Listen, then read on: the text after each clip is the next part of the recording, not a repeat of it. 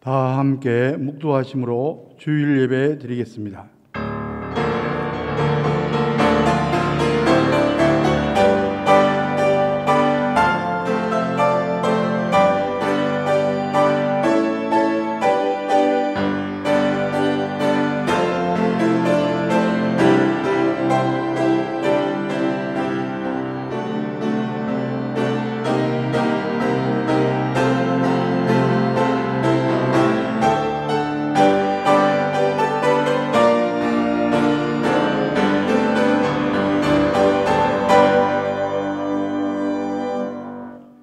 하나님은 영이시니 예배하는 자가 영과 진리로 예배할지니라.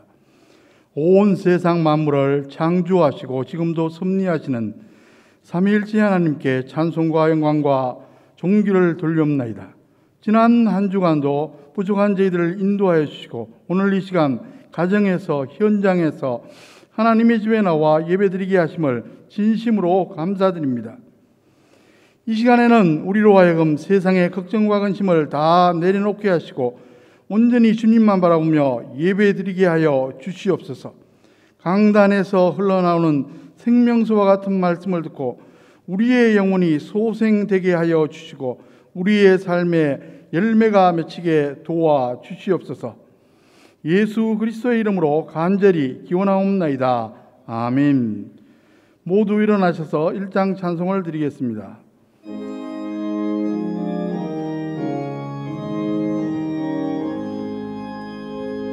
만국의 근원 하나님 온 백성 찬송 드리고 저 천사여 찬송하세 찬송 성부 성자 성령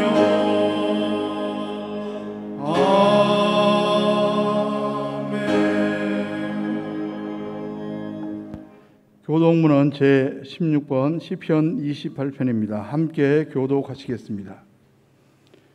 여호와여 내가 주께 부르짖으오니 나의 반석이여 내게 귀를 막지 마소서. 주께서 내게 잠잠하시면 내가 무덤에 내려가는 자와 같을까 하나이다. 내가 주의 시송소를 향하여 나의 손을 들고 주께 부르짖을 때 나의 간구하는 소리를 들으소서. 악인과 악을 행하는 자들과 함께 나를 끌어내지 마옵소서. 그들은 그 이웃에게 화평을 말하나 그들의 마음에는 악독이 있나이다. 그들은 여호와께서 행하신 일과 손으로 지으신 것을 생각하지 아니하므로 여호와께서 그들을 파괴하고 건설하지 아니하시리로다. 여호와를 찬송하며 내 간구하는 소리를 들으심이로다. 여호와는 나의 힘과 나의 방패이시니 내 마음이 그를 의지하여 도움을 얻었도다. 여호와는 그들의 힘이시요 그의 기름 부음 받은 자의 구원의 요새이시로다. 아멘. 기도하겠습니다. 이제 하나님과 나만이 하는 죄를 참회하며 기도드립니다.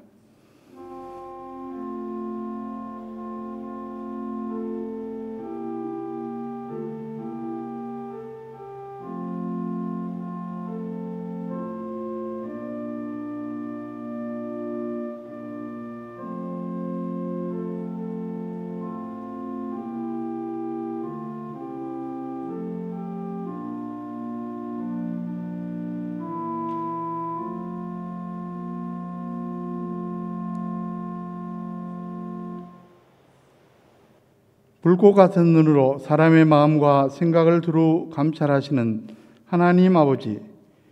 하나님 아버지 앞에서는 그 어떤 죄라도 우리가 숨길 수 없음을 아나이다.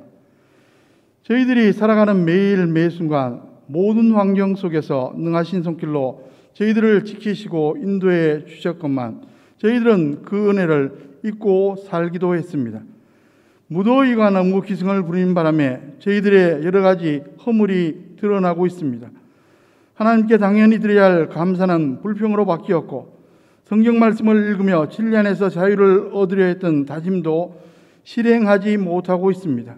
하나님께서 주신 시간과 물질과 재능과 인간관계 속에 담겨 있는 하나님의 크신 은혜를 무시하고 하나님의 영광을 위하여 사용하지도 못했습니다.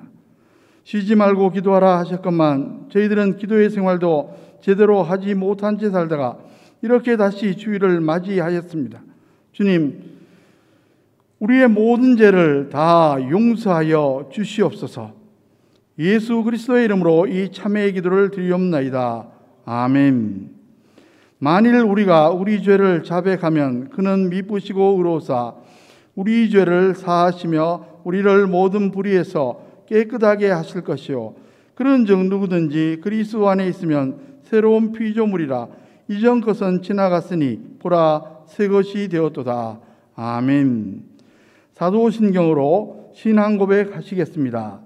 나는 전능하신 아버지 하나님 천지의 창조를 믿습니다. 나는 그의 유일하신 아들 우리 주 예수 그리스도를 믿습니다. 그는 성령으로 잉태되어 동정녀 마리아에게서 나시고 본디오 빌라도에게 고난을 받아 십자가에 못 박혀 죽으시고 장사된 지 사흘 만에 죽은 자 가운데서 다시 살아나셨으며 하늘에 오르시어 전능하신 아버지 하나님 우편에 앉아 계시다가 거기로부터 살아있는 자와 죽은 자를 심판하러 오십니다. 나는 성령을 믿으며 거룩한 공교회와 성도의 교제와 죄를 용서받는 것과 몸의 부활과 영생을 믿습니다. 아멘. 다 자리에 앉으셔서 찬송가 15장 하나님의 크신 사랑 찬송 드리겠습니다.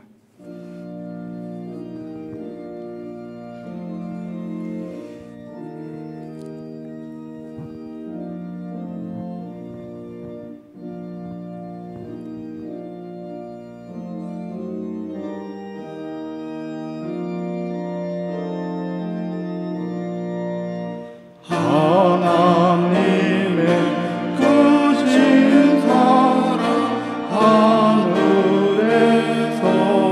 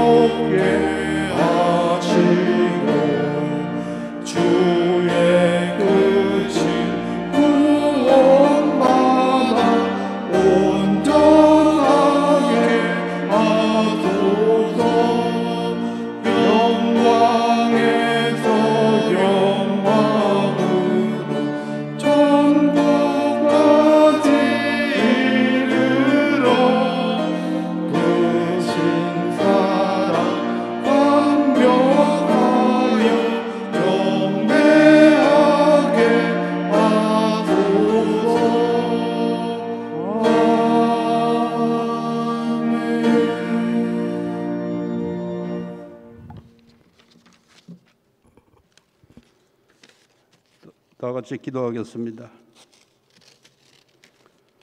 사랑과 은혜가 풍성하신 하나님 아버지, 찌는 듯한 폭염과 코로나19 변이 바이러스 감염병 재확산으로 거리두기 4단계로 인하여 성전에 함께 모여 예배드리지 못하고 비대면으로라도 각자 처한 처소에서 불편하지만 예배드릴 수 있게 하시니 감사합니다. 이 시간 저희들 세상살이로 찢겨지고 더럽혀진 심령으로 주님 앞에 나왔습니다. 하나님 앞에 새로워지기 원하는 저희들의 마음을 받아주시고 약속하신 은혜를 체험하는 귀한 시간 되게 하여 주시옵소서. 혹시나 예배드리기에 준비되지 못한 심령이 있으면 붙들어 주시고 위로하시사 이 시간 비록 성전에 모여 다 함께 예배하지는 못하지만 성령의 매는 줄로 한마음 한뜻이 되어 전심으로 신령과 진정으로 예배할 수 있도록 인도하여 주시옵소서. 이 예배를 통해 찬양과 경배와 영광을 받아주시고 예배 자리에 나온 모두에게 성령님 기름 부어주시고 하나님의 은혜가 넘쳐나게 하옵소서. 하나님 아버지, 저희들 지난 한 주간도 주님의 은혜로 어려운 가운데 잘 지내왔음에도 감사할 줄 모르고 자기 탐욕 속에 만족을 모르고 살아왔습니다. 주님, 이 시간 우리의 잘못을 내려놓고 주님 앞에 용서를 구하오니 불쌍히 여기시고 용서하여 주시옵소서.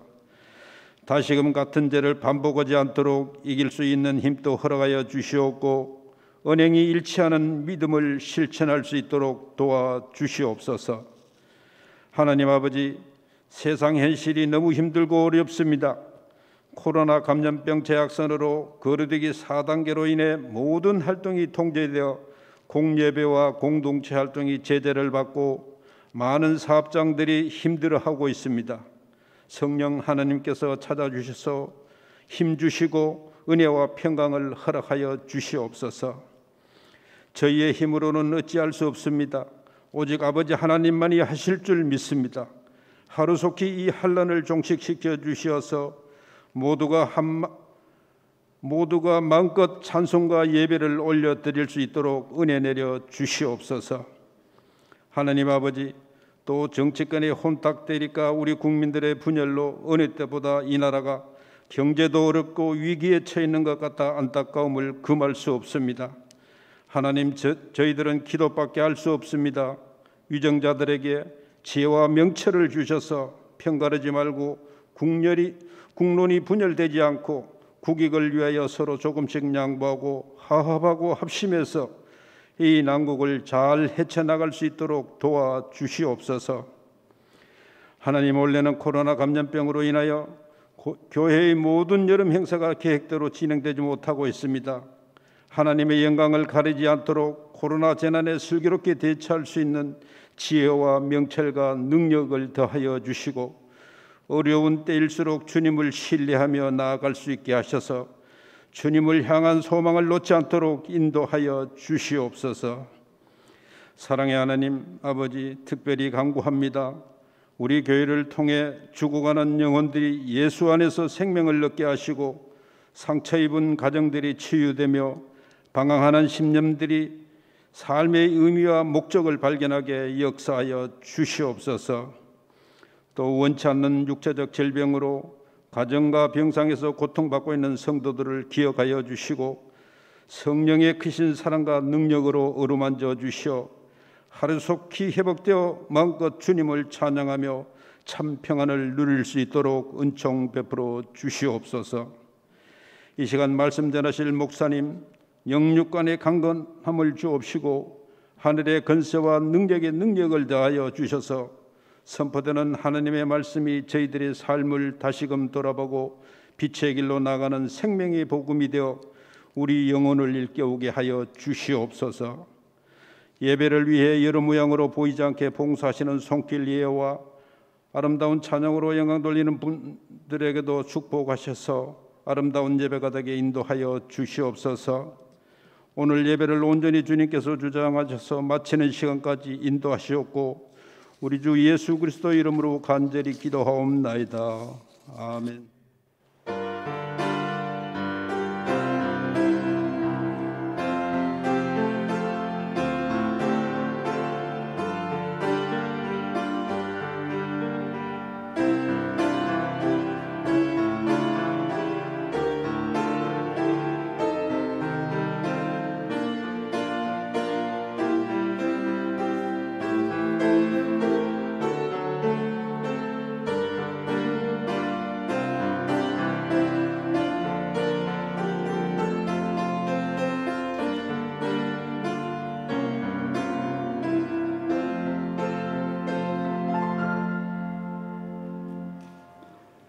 오늘 우리에게 주신 하나님의 말씀은 구약 시편 46편 1절에서 7절까지 말씀입니다.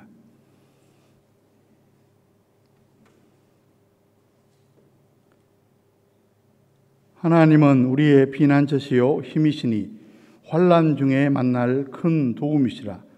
그러므로 땅이 변하든지 산이 흔들려 바다 가운데에 빠지든지 바닷물이 솟아나고 뛰놀든지 그것이 넘침으로 산이 흔들릴지라도 우리는 두려워하지 아니하리로다. 한 시내가 있어 나뉘어 흘러 하나님의 성 곧 지존하신 이의 성소를 기쁘게 하도다. 하나님이 그 성 중에 계심에 성이 흔들리지 아니할 것이라. 새벽에 하나님이 도우시리로다. 문나라가 떠들며 왕국이 흔들렸더니 그가 소리를 내심에 땅이 녹아도다. 만군의 여호와께서 우리와 함께 하시니 야곱의 하나님은 우리의 피난처시로다. 아멘.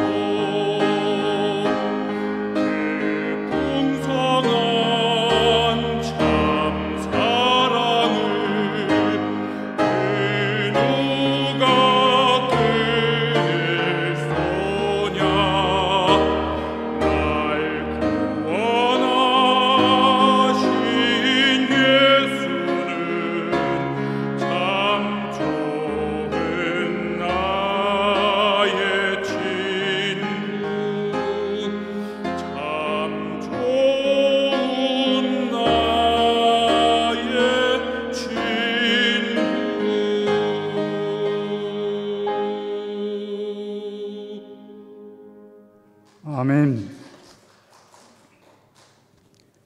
다시 한번 기도하겠습니다.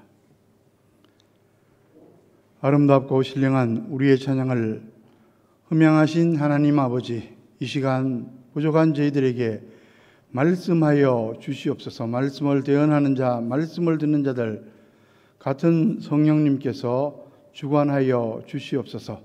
예수 그리스도의 이름으로 간절히 기도하옵나이다. 아멘.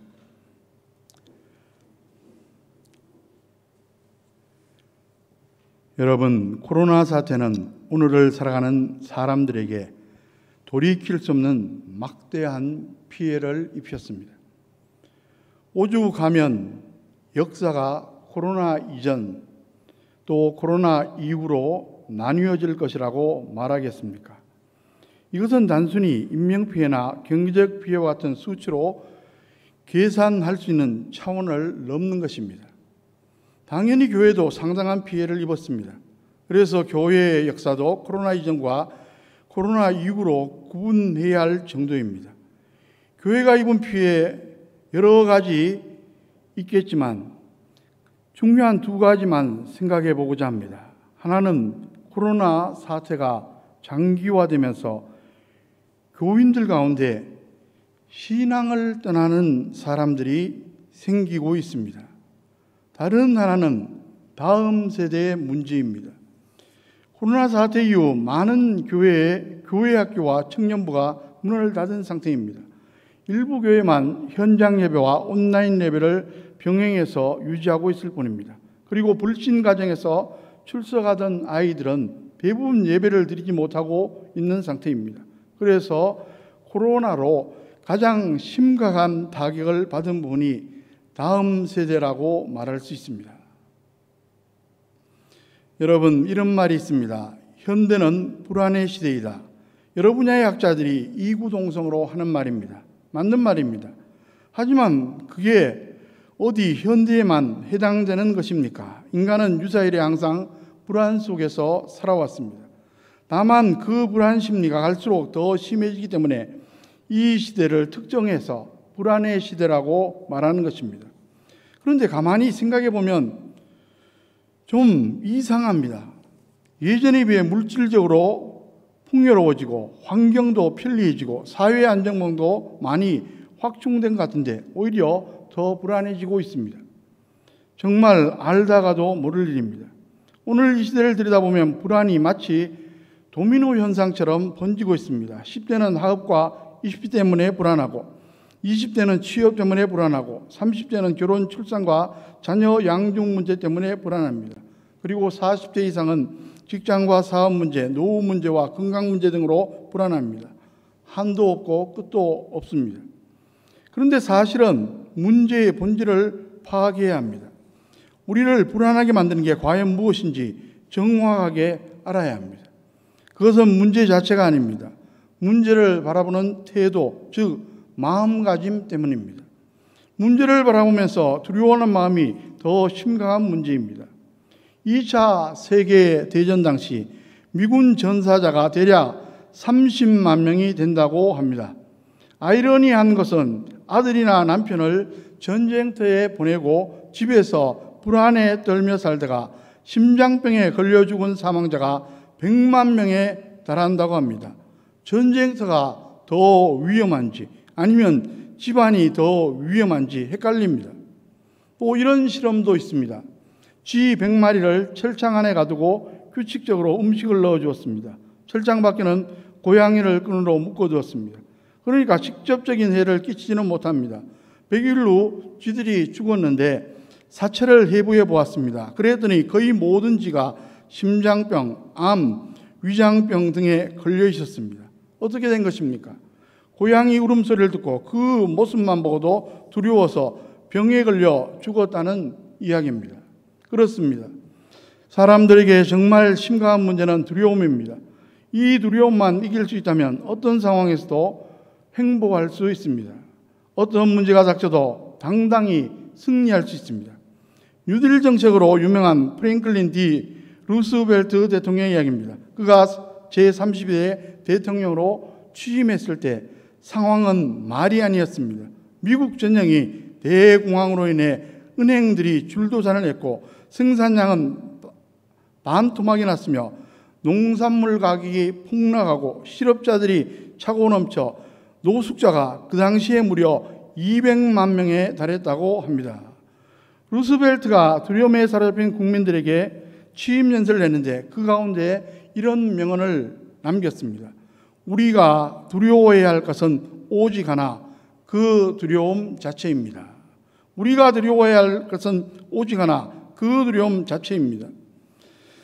사실 알고 보면 당시 루스벨트가 이런 말을 했다는 것 자체가 신기합니다. 그는 척수성 소아마비 합병증으로 고생하다 40대 초반 하반신이 마비된 사람입니다. 그런 처지에 대통령으로 당선된 것만 해도 놀라운데 그런 연설까지 했다니 정말로 신기한 일이 아닐 수 없습니다. 루스벨트는 그 연설대로 아무것도 두려워하지 않는 담대한 리더십을 발휘함으로 국난을 잘 극복했습니다. 국민들의 지지로 무려 4선을 이어갔습니다. 여러분, 그가 이렇게 두려움 없이 승리할 수 있던 비결이 과연 무엇이겠습니까? 그것은 바로 신앙이었습니다.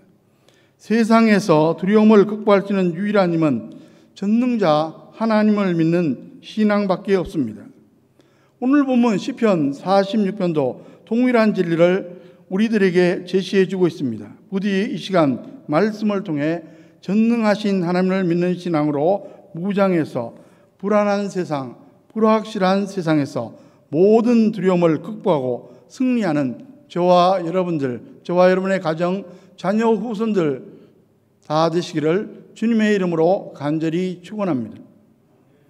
이 시편 46편은 마틴 루터가 애송한 것으로 또한 유명합니다. 그가 종교개혁의 이치를 들었을 때 얼마나 많은 환란이 닥쳤는지 모릅니다. 황제도 교황도 그를 박해하고 이단으로 단죄하고 심지어 죽이려고 했습니다. 그는 신학교 곳으로 얼마든지 편하게 살아갈 수가 있었습니다.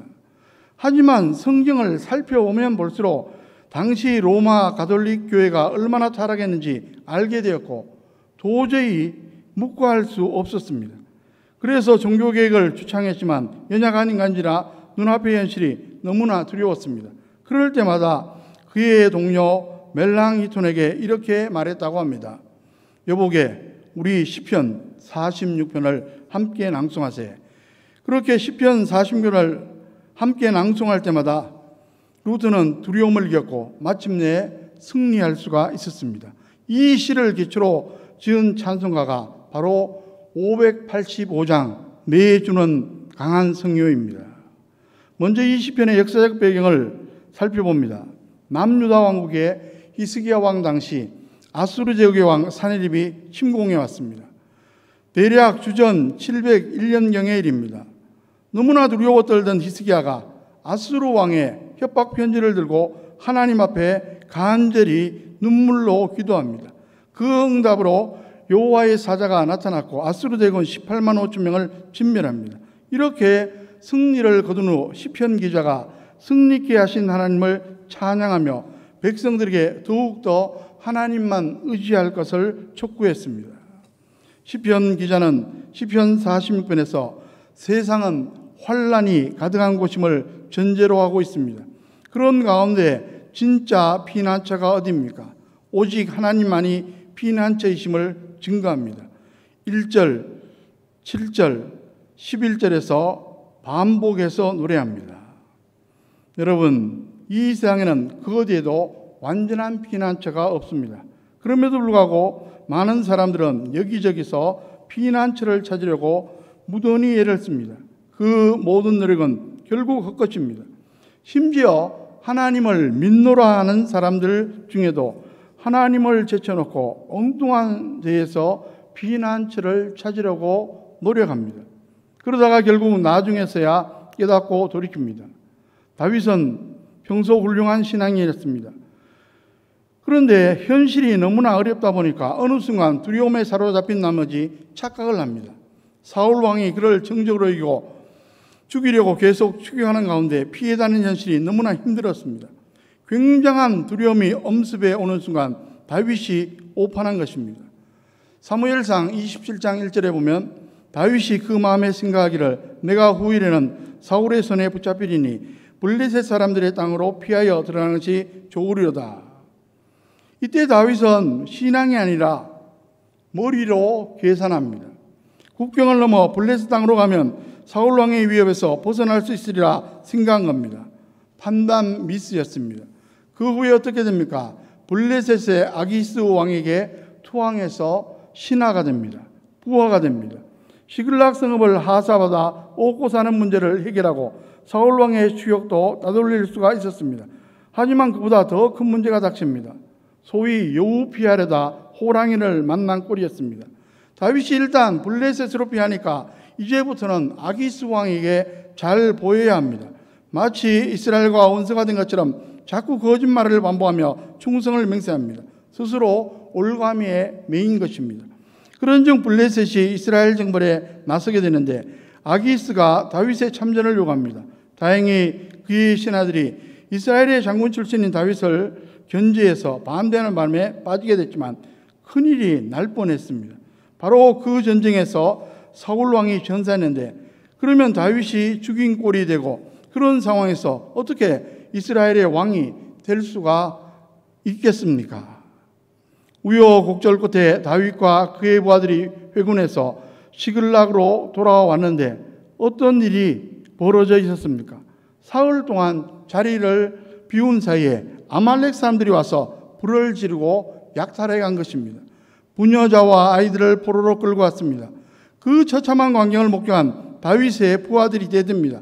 그제서야 다윗이 블레셋으로 피했던 게 패착이었음을 깨닫고 하나님에게로 돌아갑니다. 사무엘상 30장 6절에 보면 백성들이 자녀들 때문에 마음이 슬퍼서 다윗을 돌로 치자니 다윗이 크게 다급하였으나 그의 하나님 여호와를 힘입고 용기를 얻더라. 여러분, 진짜 피난자는 오직 하나님밖에 없음을 깨닫게 된 겁니다. 그러고 나니까 두려움이 사라졌고 하나님의 지시로 아말렉을 추적하여 쳐부수고 승리할 수가 있었습니다. 그뿐만 아니라 사울 왕이 전사함으로 이스라엘로 돌아갈 수 있었고 왕이 될 수도 있었습니다. 엘리야의 경우도 마찬가지입니다. 열왕기상 18장을 보면 유명한 갈멜산 결투가 나옵니다. 북이스라엘의 아합 왕 때 나라가 온통 우상숭배에 물들어 있었습니다. 아합이 이방공주 출신 이세벨을 아내로 삼은 후유증이었습니다. 하나님의 진노로 3년 동안 가뭄으로 무척 고생합니다. 엘리야가 바알 신선지자 450명과 결투합니다. 당당히 승리하고 그들을 진멸하고 갈멜산 꼭대기에 올라가 간절히 기도하자 비가 내렸습니다. 그런데 그 다음에 어처구니 없는 일이 발생합니다. 이세벨이 이를 갈며 엘리야를 죽였다고 벼르고 있다는 소식을 접하고 겁을 집어먹습니다. 그렇게도 용감했던 엘리야도 일단 두려움에 사로잡히니까 별 수가 없었습니다. 엘리야는 혼비백산하여 도망합니다. 열왕기상 19장 3절 4절에 보면 엘리야가 이 형편을 보고 일어나 자기의 생명을 위해 도망하여 유다에 속한 브엘세바에 이르러 자기의 사원을 그곳에 머물게 하고 자기 자신은 광야로 들어가 하룻길쯤 가서 한 로뎀 나무 아래에 앉아서 자기가 죽기를 원하이르되. 브엘세바는 유다의 최남단입니다. 북이스라엘에서 남유다를 거쳐 맨 아래까지 내려간 것입니다. 사원을 그곳에 머물게 하고 자기 혼자 광야로 하룻길을 더 갑니다. 갈 수 있는 만큼 최대한 멀리 도망한 겁니다. 그리고 로뎀 나무 아래에서 죽겠다고 때를 씁니다. 참으로 이상합니다. 정말 죽고 싶으면 도망칠 필요도 없었는데 이세벨이 죽이겠다고 하니까 그냥 그 자리에 있으면 죽게 되는데 왜 그렇게 멀리 가는지, 죽고 싶은 게 아니라 너무나 두려운 나머지 그냥 도망친 것입니다. 그때 하나님께서 천사를 보내서 먹을 것과 마실 것을 주시고 잠을 푹 재웁니다. 그리고 말씀으로 격려합니다. 호렙산으로 보냈고 거기서 말씀으로 새 힘을 주십니다. 이렇게 해서 엘리야는 재기했고 사명을 끝까지 완수합니다. 엘리야의 경우를 봐도 오직 피난처는 하나님 한 분밖에 없음을 우리는 알 수가 있습니다. 멀린 날 헤로도스 목사님의 찬송 생활의 권능이라는 책은 감사할 수 없는 상황 가운데 감사했을 때 일어나는 기적에 대해서 소개하고 있습니다. 술주정뱅이와 결혼한 에드나라는 한 부인이 있었습니다. 남편이 술 문제로 감옥까지 가게 되자 혼자 아이를 키우며 갖은 고생을 다했습니다. 결국 그녀는 이런 남편과 사느니 이혼하는 것이 낫다고 생각해서 이혼을 했습니다. 그런데 어느 날 멀린 목사님의 책을 읽고 은혜를 받아 감사하기로 결단하고 이렇게 기도했습니다. 주님, 남편과 남편의 음주 습관에 대해 감사드립니다. 저희의 수년간의 빈곤과 공포와 쓸쓸한 삶에 대해서도 감사드립니다. 이렇게 감사하다 보니 그녀는 이전에 몰랐던 사실을 깨달았습니다. 남편의 음주보다 더 악한 자신의 모습, 즉 남편 눈에 티는 보면서 자기 눈에 들보는 전혀 보지 못한 자신을 발견한 겁니다. 그래서 그녀는 울면서 주님께 회개했습니다. 주님, 제 남편보다 제 잘못이 더 큰 줄 이제야 깨달았습니다. 주님은 서로 사랑하고 환난 가운데 즐거워하라는 말씀을 주셨는데 저는 사랑하지 않았고 즐거워하지도 않았습니다. 저를 용서해 주시옵소서. 제 삶 속에 남편을 보내사 제 자신의 모습을 바로 볼 수 있게 하시니 감사드립니다. 남편이 당하고 있는 상처를 낫게 해주시고 주님의 사랑을 그에게도 내려 주시옵소서. 이날부터 그녀가 넘치는 감사와 찬양을 드리며 하나님께 나아갔더니 기적이 일어났습니다. 15년 동안이나 술에 찌들어 살던 남편이 그날로 술을 끊고 회개하고 새 사람이 되어 교회에 나와서 신앙생활을 시작했습니다. 이후 두 사람은 다시 한 가정을 이뤘고 열심히 신앙생활하는 교회의 일꾼이 되었습니다. 멀린 목사님은 이렇게 말했습니다. 문제 앞에서 주님을 찬양하라. 그러면 하나님께서 역사해 주실 것이다. 이해가 되지 않더라도 현실 그대로를 감사히 받아들이고 찬송하라. 여러분, 간절히 기도함으로 구원의 요새가 되어주시는 하나님을 경험하고 놀라운 축복과 기적의 통로로 쓰임받는 저와 여러분들 다 되시기를 주님의 이름으로 간절히 축원합니다. 많은 사람들이 어려운 일을 만났을 때 자칫 오해할 수 있습니다. 돈이 있으면 되는 줄로 압니다. 권세가 있으면 되는 줄로 압니다. 다 착각입니다. 그런 것들은 모두 진짜 피난처가 아닙니다. 오직 하나님이 유일한 피난처이십니다. 시편 기자가 이를 강조하며 노래합니다. 본문 1절을 보시기 바랍니다.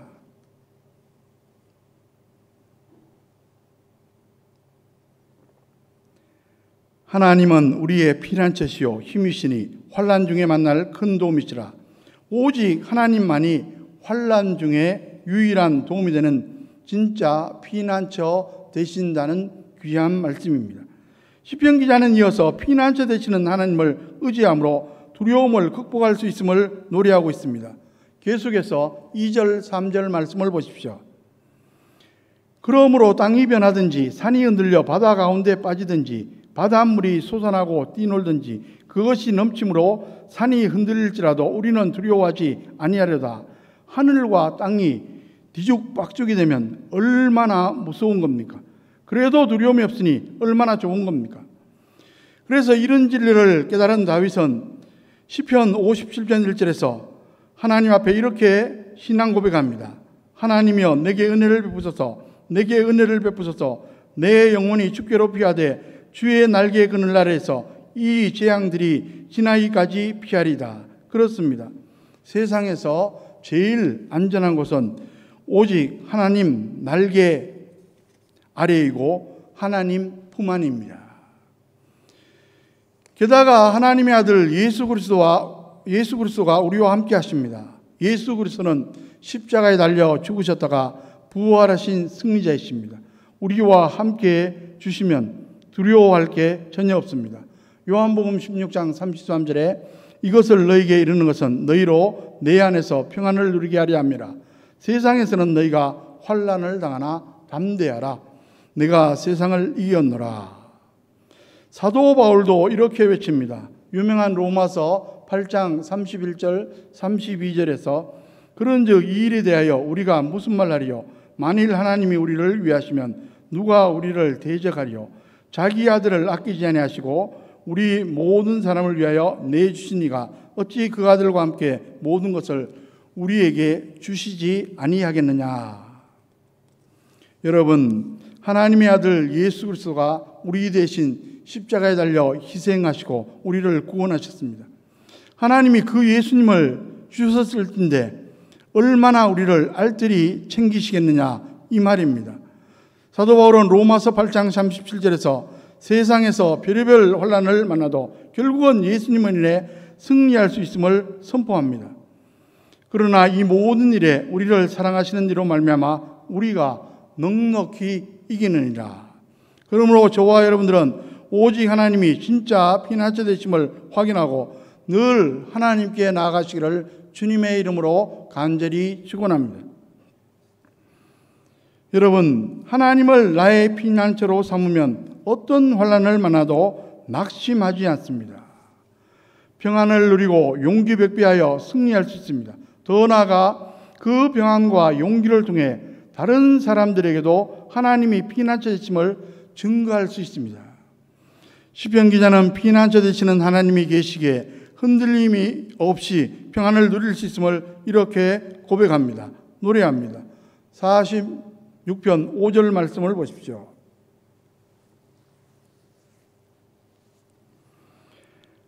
하나님이 그 성중에 계심에 성이 흔들리지 아니할 것이라. 새벽에 하나님이 도우시리로다. 성이 평안한 이유는 안전장치나 경보장치를 해놓아서 그런 게 아니라 하나님께서 임재하시기 때문입니다. 이 진리가 얼마나 놀랍고 감사한지 시편 기자는 반복해서 노래합니다. 1절에 이어 7절에서 노래하고 또 노래합니다. 이어서 시편 기자는 8절 9절에서 이렇게 말씀하고 있습니다. 전쟁과 같은 무서운 상황 속에서 하나님이 결국 승리를 주심을 노래합니다. 와서 여호와의 행적을 볼지어다. 그가 땅을 황무지로 만드셨도다. 그가 땅끝까지 전쟁을 치게 하시며 활을 꺾고 창을 끊으며 수레를 불사르시는도다. 성경에서 가장 용기 있는 들 중에 몇 명을 소개합니다. 꼽아봅니다. 그들을 모두 피난처이신 하나님을 믿는 신앙으로 현실에서 승리했습니다. 우리가 잘 아는 다니엘의 세 친구들은 바벨론의 느부갓네살이 금신상 만들어놓고 절하라고 엄명했지만 거부합니다. 그 폭군 앞에 끌려갔지만 풀무불에 쳐넣는다는 엄포에도 전혀 요동하지 않고 당당히 말합니다. 다니엘 3장 16절에 보면 사드락과 메삭과 아벳느고가 왕에게 대답하여 이르되 느부갓네살이여 우리가 이 일에 대하여 왕에게 대답할 필요가 없나이다. 그들은 피난처 하나님을 전적으로 의지하기에 당당할 수가 있었습니다. 결국 불물불에 하나님의 사자가 와서 보함으로 머리털도 옷도 그을리지 않고 탄 냄새도 없이 나왔습니다. 왕이 놀라서 하나님을 찬양하고 바벨론 백성들에게 하나님을 믿으라고 대신 증거해 주는 일까지 일어났습니다. 또 다니엘은 어떠합니까? 다리오 왕 당시 3명의 총리가 있었는데 비효율적이었는지 다니엘을 단일 총리로 세우려고 합니다. 이런 계획을 알게 된 다른 세력들이 다니엘 제거 작전에 돌입합니다. 뒷조사를 철저해서 한 방에 날려버리려고 한 겁니다. 아무리 그래도 흠집을 잡을 만한 게 나오지 않자 신앙 문제로 그를 궁지에 빠뜨리려고 합니다. 다니엘이 하루 3번 여호와 하나님께 기도하는 것을 알고 한 달 동안 왕 외에 다른 신에게 기도하는 자는 사자굴에 넣어 처형한다는 법령을 만들고 왕의 제가도 받습니다. 이런 눈물을 알고도 다니엘이 어떻게 행동했습니까? 다니엘 6장 10절에 보면 다니엘이 이 주소에 왕의 도장이 찍힌 것을 알고도 자기 집에 돌아가서는 윗방에 올라가 예루살렘으로 향한 창문을 열고 전에 하던 대로 하루 3번씩 무릎을 꿇고 기도하며 그의 하나님께 감사했더라. 평소대로 기도합니다. 평안을 넘어 용기 있는 모습입니다. 결국 사자굴에 던져졌지만 하나님의 사자가 보호합니다. 털끝 하나 상하지 않고 나왔습니다. 전무를 파악한 다리오 왕이 대신 원수를 갚아주고 다니엘 총리로 세웁니다. 또 베드로는 어떻습니까? 그는 과거 겁쟁이였지만 성령 강림 후 놀랍게 변화됩니다. 헤로드 왕이 예수님을 거부하는 유대인들이 교회를 비판하는 것을 매우 좋아하자 그들의 관심을 얻으려고 당시 예루살렘 교회의 지도자인 베드로를 잡아들입니다. 6월절이 끝나자마자 공개 처형하려고 하는데 바로 그 전날 밤 베드로의 모습이 어떠합니까? 사도행전 12장 6절에 보면 헤롯이 잡아내려고 하는 그 전날 밤에 베드로가 두 군인 틈에서 두 쇠사슬에 매여 누워 자는데 파수꾼들이 문 밖에서 옥을 지키더니 그런 절박하고 급박한 상황에 베드로가 아주 평안하게 잠을 자고 있습니다. 그가 달라졌습니다. 겁쟁이 베드로가 천하태평 베드로가 된 겁니다. 더욱더 놀라운 것은 그때 천사가 나타나 그를 추록시킨 겁니다. 시편 기자는 시편 46편 10절에서 이렇게 노래합니다. 이르시기를 너희는 가만히 있어 내가 하나님됨을 알지어다. 내가 문나라 중에서 높임을 받으리라. 내가 세계 중에서 높임을 받으리라 하시도다. 피난처 되신 하나님을 만방에 그리고 만민에게 증가라는 말씀입니다. 소설 대지로 유명한 펄복 여사의 이야기입니다. 그는 1938년 노벨 문학상을 수상한 작가로 우리나라와 깊은 인연을 가지고 있습니다. 한국을 좋아해서 자신의 이름을 한국식으로 박진주라고 짓기도 했습니다. 특히 6.25 전쟁 후 혼혈아 미군과 한국 여성 사이에 태어난 아동을 돕는 사역을 펼치며 펄복 재단을 설립했습니다. 지금은 다문화 아동들을 후원하고 있는 단체입니다. 그는 어린 시절 선교사인 부모를 따라 중국에 가서 거기서 자랐습니다. 은혜에 굉장히 심한 가문이 들었습니다. 아버지가 사역을 위해 타 지방에 출타했는데 한밤중에 마을 사람들이 몽둥이를 들고 몰려온다는 소식을 들었습니다. 나중에 알고 보니까 가뭄이 계속되는 게 그 마을에 백인들이 들어와 살아서 부정을 닦기 때문이라는 것입니다. 그 소식을 전해든 어머니는 집안에 있는 찻잔을 모두 꺼내 차려놓았습니다. 케이크와 과일을 접시에 담았습니다. 그리고 문을 활짝 열어둔 채 아이들과 함께 태연하게 거실에 앉아 있었습니다. 어린아이들은 장난감을 가지고 놀게 하고 어머니는 바느질을 하고 있었습니다. 잠시 뒤 웅성웅성거리는 소리가 들리며 사람들이 들어왔습니다. 어머니는 어서 오세요, 어서 오세요 하며 반갑게 맞이했습니다. 그리고 차와 케이크 그리고 과일을 대접했습니다. 그들은 어리둥절한 모습으로 잠시 멈칫거리다가 대접을 받았습니다. 그리고 고맙다고 인사하고는 아무 말 없이 돌아가 버렸습니다. 그런데 신기하게도 그날 밤 그토록 기다리던 비가 내렸습니다. 이 일로 인해 오히려 복음의 문이 활짝 열렸습니다. 훗날 어머니는 펄복이 컸을 때 그날 밤의 일을 이야기하며 이렇게 말했다고 합니다. 용기는 절망에서 생긴다. 역설적인 진리입니다. 세상에 대해 절망할 때 오직 하나님만 의지함으로 안에서 소망을 얻고 용기를 낼 수가 있다는 귀한 이야기입니다. 말씀을 정리합니다. 여러분, 지금 혹시 환난 중에 있습니까? 괜찮습니다. 피난처이신 하나님이 계시기 때문입니다. 평안하십니까? 그러면 감사하십시오. 하지만 잊지는 마십시오. 혹시 앞으로 어떤 혼란이 닥칠 수도 있습니다. 그럴 때 주님의 말씀을 꼭 기억하시기 바랍니다. 우리가 잘 아는 마태복음 11장 28절 말씀입니다. 수고하고 무거운 짐진 자들아 다 내게로 오라. 내가 너희를 쉬게 하리라. 우리 주님이 두 팔 벌리고 저와 여러분들을 기다리십니다. 딴 데 가서 기웃거리지 말고 오직 하나님께 나아가시기 바랍니다. 아무쪼록 하나님은 진짜 피난처라는 신앙으로 불안하고 불확실한 세상에서 당당히 극복하고 승리하는 저와 여러분들, 저와 여러분의 가정, 자녀, 후손들 다 되시기를 주님의 이름으로 간절히 축원합니다. 기도하겠습니다. 사랑과 긍휼이 많으신 하나님 아버지, 코로나19 4단계 격상으로 인해서 참으로 현장에서 여러 가지 어려움들이 발생하고 있습니다. 신앙이 흔들리는 사람들도 있습니다. 주님, 불쌍히 여겨 주시옵소서. 우리 주님만이 진정한 피난처신다는 것을 말씀 가운데 확신하고 저희들 불확실하고 불안한 세상이지만 용기 백배하여 담대하게 살아갈 수 있도록 인도하여 주시옵소서.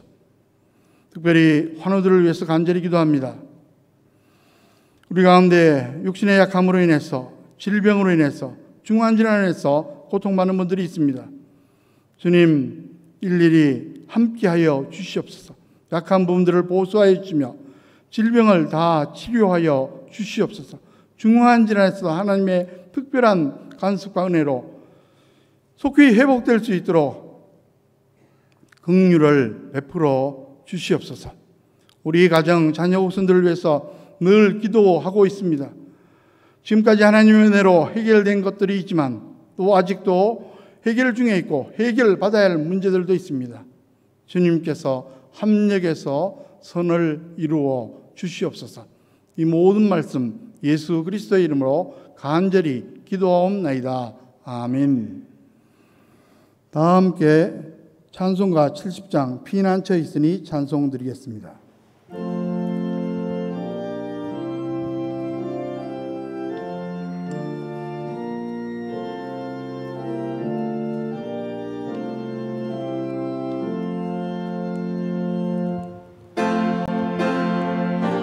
있으니 환난을 당한 자 이리 오라.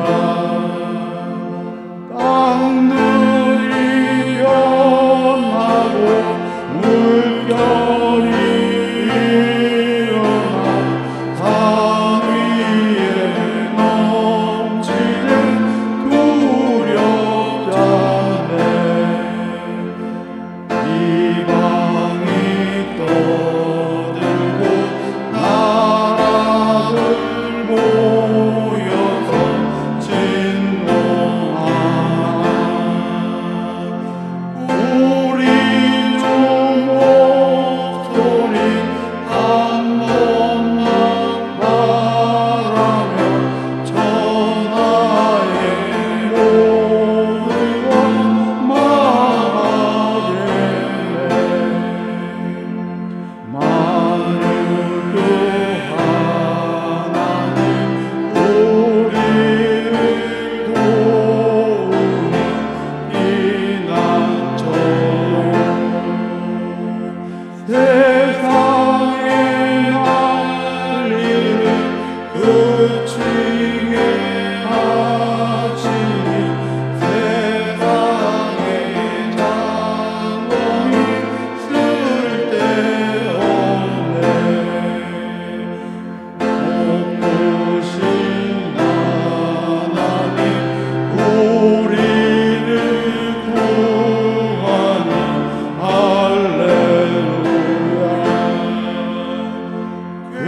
괴로움이 심하고 환난이 극하나 피난처 되시는 주 하나님.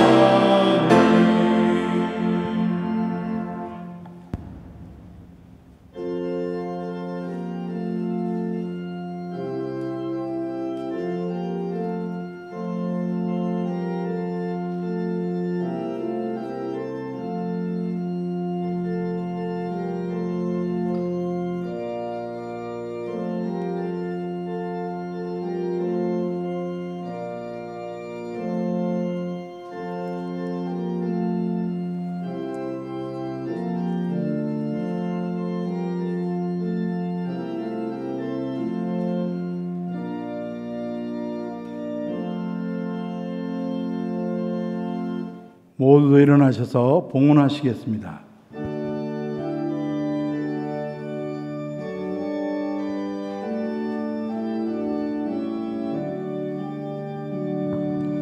내게 있는 모든 것을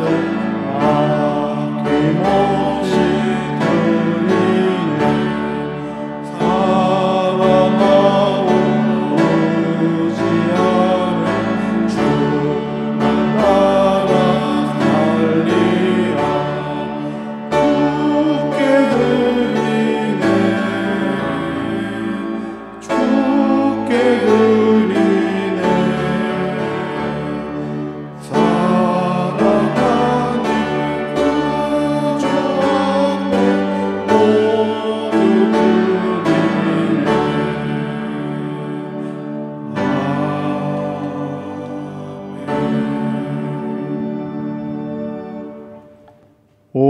역사를 주관하시며 우리 한 사람 한 사람 생사와 복을 구체적으로 주관하시는 전능하신 하나님 아버지, 지난 한 주간의 삶도 무더위 가운데서 지켜주시고 또 이렇게 가정에서 현장에서 예배당에서 예배드리게 주니 감사드립니다. 하나님의 크고 놀라우신 은혜에 감사해서 정성껏 준비한 봉헌 예물을 드립니다. 주일 헌금을 드립니다. 범사의 하나님의 진정한 주인 되심을 고백하는 마음으로 열애 하나 구별해서 11정금을 드립니다. 여러 가지 제목의 감사 헌금을 드립니다. 선교, 비전 헌금도 드립니다. 이 모든 봉헌 예물과 함께 우리의 마음도 연락하여 주시옵소서. 아직도 불안정하고 불확실하고 코로나19 상황이 어떻게 될지 저희들 정확하게 예측할 수 없지만 하나님의 섭리 안에 있는 줄로 저희들 믿고 있습니다. 저희들에게 두려움을 제거해 주시고 용기도 허락하여 주시고 경제적인 지혜도 허락하여 주시옵소서. 낙심자들 다시 말씀으로 용기를 얻어 세상을 살아갈 수 있도록 인도하여 주시옵소서. 오늘도 우리와 함께 예배 드리고 싶지만은 여러 가지 사정으로 함께 하지 못하는 분들이 있습니다. 병원에 있기 때문에 또 출장 중에 군문에 있기 때문에 어느 곳에 어느 형편에 있든지 간에 주님께서 동행하시고 위로하시고 힘을 공급하여 주시옵소서. 이 모든 말씀 예수 그리스도의 이름으로 간절히 기도하옵나이다. 아멘. 환우들을 위해서 계속 기도해 주시기 바랍니다. 예배 참석 시 7대 감염 예방 수칙을 꼭 지켜주시기 바랍니다. 사회적 거리두기 4단계 이제 처음에는 2주 했었는데 2주 연장으로 인하여 8월 첫째 주, 8월 둘째 주 주일 예배는 지금처럼 온라인 예배로만 드립니다. 온라인 예배를 위한 필수 요원은 저희입니다. 모두 일어나셔서 찬송가 499장 4절 찬송 드리겠습니다.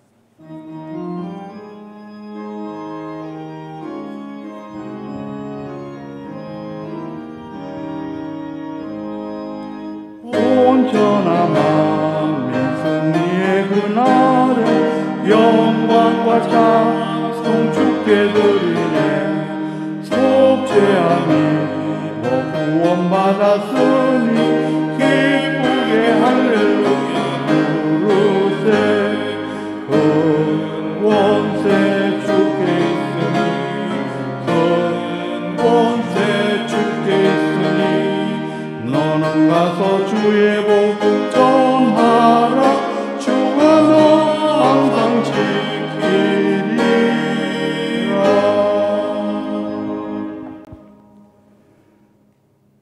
이제는 복의 근원 되신 우리 주 예수 그리스도의 은혜와 역사를 세밀하게 구체적으로 주관하시는 하나님 아버지의 크고 놀라우신 사랑하심과 범사에 우리의 삶을 인도하시며 우리의 삶이 합력에서 선을 이루며 형통하도록 역사하시는 성령님의 교통하심과 축복하심이 가정에서 현장에서 예배당에서 예배드리는 심령들 위해 그들의 가정, 자녀, 후손들 위해 장안교회 권속들 지금 어느 곳에 어느 형편에 있든지 간에 태중에 있는 심령일지라도 지금부터 영원토록 함께 하시기를 간절히 축원하옵나이다. 아멘.